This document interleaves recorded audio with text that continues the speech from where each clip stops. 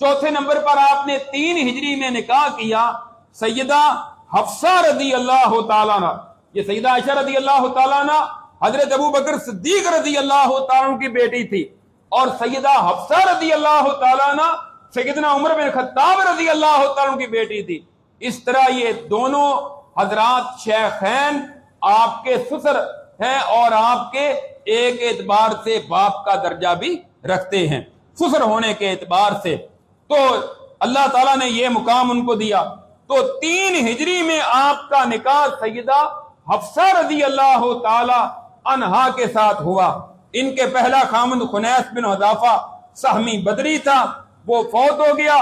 तो उसकी वफात के बाद आपने हजरत हफ्सा रजी अल्लाह ताला अन्हा से निकाह कर लिया।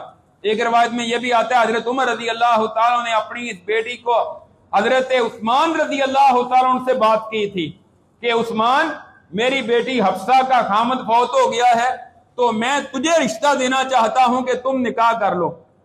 हजरत उस्मान रजी अल्लाह ताला ने आगे से कोई बात ना की, यानी इस अंदाज में इनकार किया कि उन्होंने निकाह के लिए हामी ना भरी।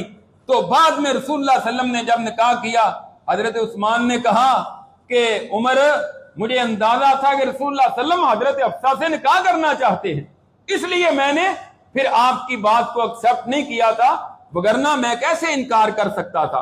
और अल्लाह ने हजरत उस्मान को हजरत हफ्सा से बेहतर बीवी अता कर दी। वो थी रसूलुल्लाह सल्लल्लाहु अलैहि वसल्लम की बेटी सैयदा रुकैया रजी अल्लाह ताला अन्हा, और उनकी वफात के बाद हजरत उम्मे कुलसूम रजी अल्लाह ताला, और हजरत हफ्सा को हजरत उस्मान से बेहतर अल्लाह ने खामद दे दिया, वो थे रसूलुल्लाह सल्लल्लाहु अलैहि वसल्लम।